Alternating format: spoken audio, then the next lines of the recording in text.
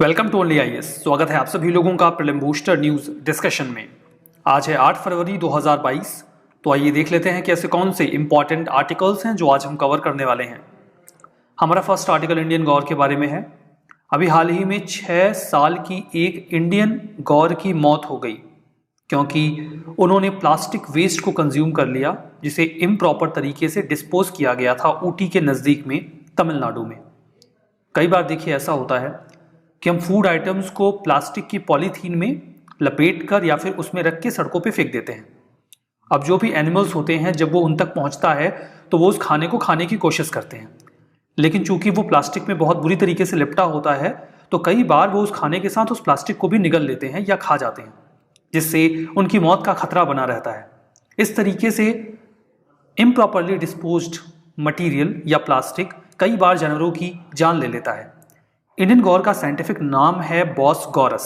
अगर हम इसके फिजिकल कैरेक्टरिस्टिक की बात करें तो बोवाइंस में यानी कि मवेशियों में ये काफ़ी बड़ा होता है। वाइल्ड कैटल्स की प्रजातियों में भी आपको ये सबसे ज़्यादा बड़ा मिलेगा और इनके शोल्डर की हाइट आपको 220 सेंटीमीटर तक दिख जाएगी। गौर्स आपको फॉरेस्टेड हिल्स में मिलते हैं, ग्रासी एरियाज में मिलते हैं, साउथ और साउथ ईस्ट एशिया में। इन एरियाज में इन्हें अच्छा खाना मिल जाता है। दैट इज़ द रीज़न कि ये वहाँ पर रहना पसंद करते हैं। ये आपको कई सारे देशों में मिल जाएंगे जैसे कि India, China, Thailand, Malaysia, Bangladesh, Bhutan और नेपाल में भी। अगर आप साउथ इंडिया के वेस्टर्न घाट को देखें तो वहाँ पर ये आपको कई सारी जगहों पर देखने को मिल जाएंगे जैसे कि वायनाड, नागरहोल, मुदुमलाई और बंदीपुर कॉम्प्लेक्स में। गौर गोवा और बिहार का स्टेट एनिमल भी है। आई रिपीट, गौर गोवा और बिहार राज्य का स्टेट एनिमल भी है। आईयूसीएन की रेड लिस्ट में है। ये vulnerable wild life protection act of 1972 के शेड्यूल 1 में है, लेकिन इनकी संख्या दिन ब दिन घटती जा रही है क्योंकि इनका हैबिटेट खत्म हो रहा है। जहाँ पर इनके खाने को चारा मिल जाया करता था, इनके मीट के लिए अक्सर इन्हें जान से मार दिया जाता है।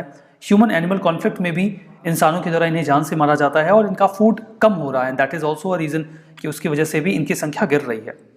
हमारा नेक्स्ट आर्टिकल ढोल्स के बारे में है। अभी हाल ही में एक नई स्टडी में ये पाया गया कि एशियाटिक वाइल्ड डॉग्स, जिन्हें आप ढोल भी कहते हैं, ये सेंट्रल एशिया के हाई माउंटेन्स में देखे गए हैं, जबकि लास्ट टाइम ये आज से 30 साल पहले उस रीजन में देखे गए थे। 30 सालों में ये वापस वहाँ देखे नहीं गए, फिर अभी हाल ही में इनको वहाँ पे स्पॉट किया गया। ढोल्स, इन्हें एशियाटिक वाइल्ड डॉग के नाम से भी पुकारा जाता है। रेड डॉग भी कहते हैं बिकॉज इनका कलर रेड और ब्राउन होता है। आप इमेज में भी इनका कलर देख सकते हो। इनका साइज आपको जो जर्मन शेफर्ड डॉग्स होते हैं उनके जैसा ही दिखेगा, लेकिन आपको ऐसा लगेगा जैसे कि ये लॉन्ग लेग्ड फॉक्स हो, मतलब एक लोमड़ी जैसा शेप आपको लगेगा। इसका मुख्य कारण इसकी पूंछ होती है। ढोल या क्वान अल्पाइनस, ये एक वाइल्ड कार्निवोर एनिमल है, मांसाहारी होता है। फैमिली कैनिडाई से बिलोंग करता है और क्लास मैमेलिया से। इतनी डिटेल्स आपको याद ना भी रहें तो समस्या का विषय नहीं है। हिस्टोरिकली ढोल्स को southern Russia, central Asia, south Asia और साउथ ईस्ट एशिया में पाया जाता था, देखा जाता था। मतलब ये कई सारी जगहों पे पाए जाते थे।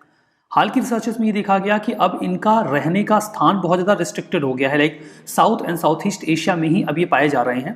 थोड़ी बहुत पॉपुलेशन इनकी नदर्न मोस्ट चाइना में भी दिख जाती है, मतलब नदर्न मोस्ट पॉपुलेशन जो है वो चाइना में मिल जाती है। भारत में ये आपको 3 क्लस्टर्स में दिखेंगे, वेस्टर्न और ईस्टर्न घाट में, सेंट्रल इंडियन लैंडस्केप में, सेंट्रल इंडिया में और नॉर्थ ईस्टर्न इंडिया में। कर्नाटका, महाराष्ट्र, मध्य प्रदेश के जो रीजन्स हैं वहाँ पर ढोल की अच्छी खासी संख्या पाई जाती है। ये एपेक्स प्रीडेटर होते हैं फॉरेस्ट इकोसिस्टम में, इसलिए काफ़ी इंपॉर्टेंट रोल प्ले करते हैं पूरे इकोसिस्टम के लिए। आईयूसीएन की रेड लिस्ट में है। ये इंडेंजर्ड साइट्स के अपेंडिक्स 2 में है और wild life protection act of 1972 के शेड्यूल 2 में है। इनका हैबिटेट खत्म हो रहा है, दैट्स वाई इनको थ्रेट है। प्रीवेस खत्म हो रहा है, इनको शिकार नहीं मिलता, खाना नहीं मिलता और लाइफ स्टॉक प्रेडेशन की वजह से इनका प्रोसिक्यूशन भी किया जाता है। बिकॉज ये जानवरों के ऊपर हमला करते हैं तो कई बार इंसान इन्हें जान से मार देते हैं। तो कई सारे कारण हैं इनकी संख्या के गिरने का। हमारा नेक्स्ट आर्टिकल लेकाडोंग टर्मरिक के बारे में है। हल्दी की एक प्रजाति है। ये अपने तरीके का पहला प्रयास रहा ये, जहां पर ड्रोन्स के माध्यम से लेकाडोंग टर्मरिक को मेघालय से भारत के अन्य हिस्सों में ट्रांसपोर्ट किया गया। उद्देश्य यही रहा कि हम भारत के अलग अलग हिस्सों में इस टर्मरिक को पहुंचा सकें। लेकाडोंग टर्मरिक को ODOP यानी कि one district one product initiative के तहत भी ऑप्ट किया गया था, department of promotion of industry and internal trade DPIIT के द्वारा। इसे product with huge potential for growth and export के रूप में आइडेंटिफाई किया गया है। It is a kind of tag जिसके माध्यम से ऐसा माना जाता है कि अगर इसके संबंध में प्रयास किए जाएं तो इसका एक्सपोर्ट पोटेंशियल बढ़िया है, इसे एक्सपोर्ट कर सकते हैं। वेस्ट जयंतिया हिल और मेघालय के डिस्ट्रिक्ट में इसकी अच्छी पैदावार होती है। जो टर्मरिक है इसमें हाईएस्ट करक्यूमिन कंटेंट पाया जाता है जो कि 7 से 9% का होता है। बाकी अदर टर्मरिक की वैरायटी में ये करक्यूमिन कंटेंट महज 3% या उससे कम ही होता है। ये जो करक्यूमिन कंटेंट है वो बेसिकली येलो केमिकल होता है जो आपको हल्दी में देखने को मिलता है। वो उसकी मेडिसिनल या एस्थेटिक प्रॉपर्टीज के लिए रिक्वायर्ड मतलब जरूरी होता है या वही रिस्पॉन्सिबल होता है। मेघालय ने लेकाडोंग टर्मरिक को जीआई टैग दिया जाए इसके लिए भी एप्लीकेशन दिया है। One district one product scheme क्या है? ये DPIIT ministry of commerce and industry का एक इनिशिएटिव है जिसके माध्यम से हम एक डिस्ट्रिक्ट के एक प्रोडक्ट को चूज कर लेंगे और उसके एक्सपोर्ट पोटेंशियल को यूटिलाइज करते हुए एक्सपोर्ट को एनहांस करने के लिए जो भी इंपॉर्टेंट या रिक्वायर्ड इंफ्रा है वो प्रोवाइड करवाएंगे। ये एक जापानीज डेवलपमेंटल मॉडल है। जापान में इसका इस्तेमाल किया जाता था, इंडिया ने उसे ऑप्ट कर लिया। भारत में सबसे पहले उत्तर प्रदेश ने वन डिस्ट्रिक्ट वन प्रोडक्ट के कॉन्सेप्ट को ऑप्ट किया था, दैट टू इन 2018। हमारा नेक्स्ट आर्टिकल सचिंद्र सान्याल जी के बारे में है। अभी हाल ही में उनकी 80th डेथ एनिवर्सरी पर उन्हें याद किया गया। ये हिंदुस्तान रिपब्लिकन एसोसिएशन के फाउंडर रहे थे जो बाद में हिंदुस्तान सोशलिस्ट रिपब्लिकन एसोसिएशन में कन्वर्ट हो गया था। इनका मानना यह था कि ब्रिटिश गवर्नमेंट के खिलाफ अगर लड़ाई लड़नी है तो हमें आर्म्ड रेजिस्टेंस के फॉर्म में आगे बढ़ना होगा। ये रिवोल्यूशनरीज के जैसे कि चंद्रशेखर आजाद और भगत सिंह जी के मेंटोर भी रहे। उन्होंने उन्हें बताया कि रिवोल्यूशनरी एक्टिविटीज को कैसे रन करना है कि वो प्रभावी रहें। रास बिहारी बोस जी के साथ मिलकर इन्होंने वायसराय हार्डिंग के ऊपर अटैक भी किया था जिसमें वो घायल हो गया था जब वो नई नवेली कैपिटल जो दिल्ली बनाई गई थी कोलकाता से चेंज करके वहां पर विजिट करने वाला था। सान्याल जी गदर कॉन्स्पिरेसी में भी क्लोजली इन्वॉल्व थे और इसी वजह से उन्हें लाइफ इम्प्रिजनमेंट भी दिया गया था और सेलुलर जेल में डाल दिया गया था। उन्हें ब्रिटिशर्स ने काकोरी कॉन्स्पिरेसी में भी शामिल होने के लिए पनिश किया था बिकॉज काकोरी कॉन्स्पिरेसी में जो पैसा इंडियंस का उस ट्रेन के माध्यम से लेकर जाया जा रहा था उसे रिवोल्यूशनरीज ने लूट लिया था अपनी रिवोल्यूशनरी एक्टिविटीज को कंटिन्यू रखने के लिए। 7 फरवरी 1942 में गोरखपुर की जेल में उनका निधन हुआ। उन्होंने अपनी अंतिम सांस ली। हमारा नेक्स्ट आर्टिकल सिक्योरिटी बॉन्ड के बारे में है। बजट 2022-23 में गवर्नमेंट ने यह कह दिया कि अब बैंक गारंटी की जगह पे सिक्योरिटी बॉन्ड्स का इस्तेमाल किया जा सकेगा गवर्नमेंट प्रोक्योरमेंट के लिए या फिर गोल्ड के इंपोर्ट के लिए। अब ये मामला आपको तब तक नहीं समझ में आएगा जब तक कि आपको सिक्योरिटी बॉन्ड के बारे में ना समझ में आ जाए। सिक्योरिटी बॉन्ड के बारे में जो बातें हैं वो वैसे तो लाइन बाय लाइन यहाँ पे लिखी गई हैं, लेकिन पहले मैं आपको इसे आसान भाषा में समझा देता हूँ तो आपको आसानी से समझ में आ जाएगा। सिक्योरिटी बॉन्ड के मामले में यहाँ पर हेडिंग देखिए सिक्योरिटी बॉन्ड की होनी चाहिए। सिक्योरिटी बॉन्ड के मामले में 3 पार्टीज इन्वॉल्व होती हैं। एक एग्जाम्पल लेंगे और फिर मैं आपको बता दूंगा कि कौन सी पार्टी क्या होती है। सपोज करिए कि कॉन्ट्रैक्टर ए हैं और ये गवर्नमेंट यानी कि जी से एक कॉन्ट्रैक्ट लेना चाहते हैं। गवर्नमेंट यानी कि जी कॉन्ट्रैक्टर ए से ये कहती है कि आप इस बात को इंश्योर करिए, इस बात की गारंटी दीजिए कि आप इस मिनिमम स्टैंडर्ड की रोड बनाएंगे जिस रोड के लिए पर्सन ए कॉन्ट्रैक्ट लेना चाहते हैं सरकार से। लेकिन पर्सन ए जो गारंटी दे रहे हैं सरकार को उस पर भरोसा नहीं है, तो सरकार पर्सन ए से कहती है कि आप एक सिक्योरिटी बॉन्ड लेकर आइए किसी भी एंटिटी से, किसी इंश्योरेंस कंपनी से जो आपकी ओर से इस बात की गारंटी दे कि अगर आपने वो स्टैंडर्ड मेंटेन नहीं किया या वो टाइम फ्रेम में आपने प्रोजेक्ट कंप्लीट नहीं किया तो जो नुकसान होगा वो उसकी भरपाई करेंगे। तो पर्सन ए इंश्योरेंस कंपनी एक्स के पास जाते हैं और कहते हैं कि आप मेरी ओर से गारंटी ले लीजिए गवर्नमेंट के लिए।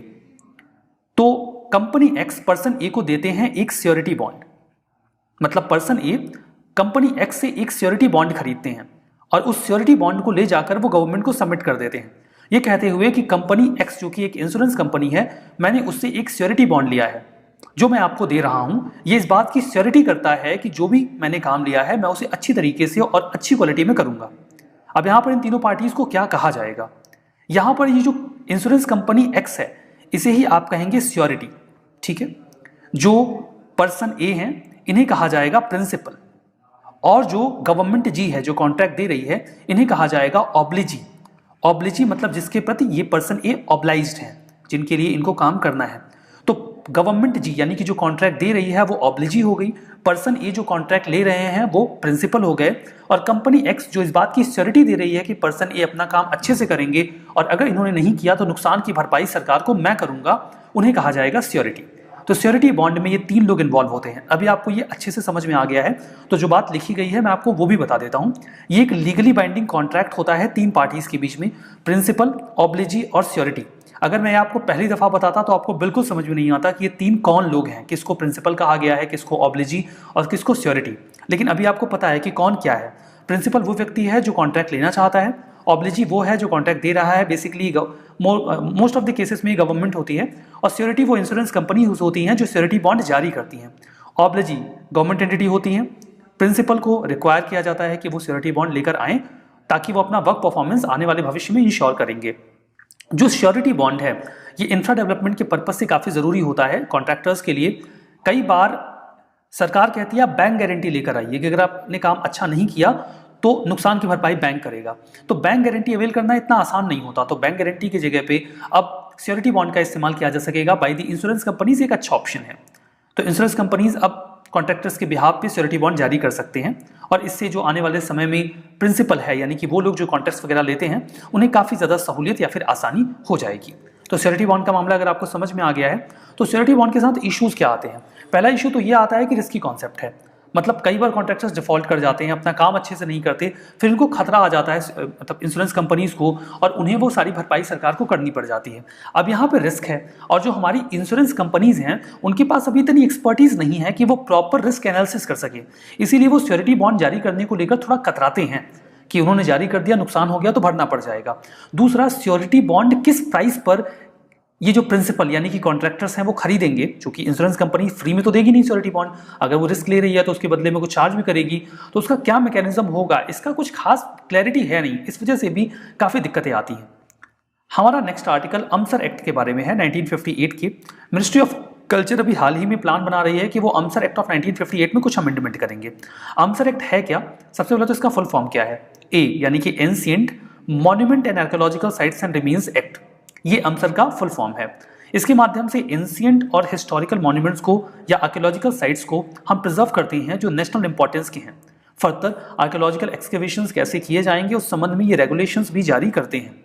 इसे 2010 में अमेंड किया गया था, जिसके माध्यम से कुछ महत्वपूर्ण बदलाव किए गए कि अगर कोई मान लीजिए हिस्टोरिकल साइट है, कोई मॉन्यूमेंट है, तो उसके 100 मीटर का जो रेडियस है उसे हम डिक्लेयर कर देंगे प्रोहिबिटेड एरिया। मतलब यहाँ पर किसी भी प्रकार की ह्यूमन एक्टिविटी को अलाउ नहीं किया जाएगा, कंस्ट्रक्शन वगैरह कुछ नहीं हो सकता। और उसके बाद जो फर्दर 300 मीटर का और एरिया होगा उसे हम डिक्लेयर करेंगे रेगुलेटेड जोन और या रेगुलेटेड एरिया। यहाँ पर कौन सी एक्टिविटी होगी कौन सी नहीं होगी ये सरकार डिसाइड करेगी। तो ये अमसर एक्ट में बदलाव किए गए थे 2010 में। अमसर एक्ट में अभी अमेंडमेंट किया गया है या प्रपोज किया गया है, जिसमें सेक्शन 20A में बदलाव की बात की जा रही है, ताकि ये जो प्रोहिबिटेड एरिया है या फिर रेगुलेटेड एरिया है 100 मीटर वाला और 300 मीटर वाला, इसे फर्दर रैशनलाइज किया जाए। प्लान तो ये भी बन रहा है कि जो बहुत इंपॉर्टेंट साइट्स हैं उनके लिए एक्सपर्ट कमेटी का गठन कर दिया जाए, वो डिसाइड करे कि प्रोहिबिटेड एरिया कितना होना चाहिए, क्या 100 मीटर इनफ है, बल्कि इसे बढ़ाकर 500 मीटर करने की बात की जा रही है। ताजमहल जैसी जो साइट्स हैं उनके 500 मीटर के एरिया में कोई इंक्रोचमेंट नहीं होना चाहिए, ठीक है, ताकि वो सही तरीके से बने रहें। इसके माध्यम से archaeological survey of India encroachment के अगेंस्ट में काम कर पाती है और जो साइट्स हैं उन्हें प्रिजर्व कर पाती है। हमारा नेक्स्ट आर्टिकल घोस्ट आर्मी के बारे में है। यूएसए के प्रेसिडेंट ने अभी एक लॉ या फिर कोड अभी साइन किया है जिसका टाइटल है ghost army congressional gold medal act, जिसके माध्यम से घोस्ट आर्मी को रिकॉग्नाइज करने की बात की गई। घोस्ट आर्मी का इस्तेमाल यूएसए सेकेंड वर्ल्ड वॉर के दौरान करता रहा, इसके बारे में जानकारी कभी किसी को भी नहीं लगी।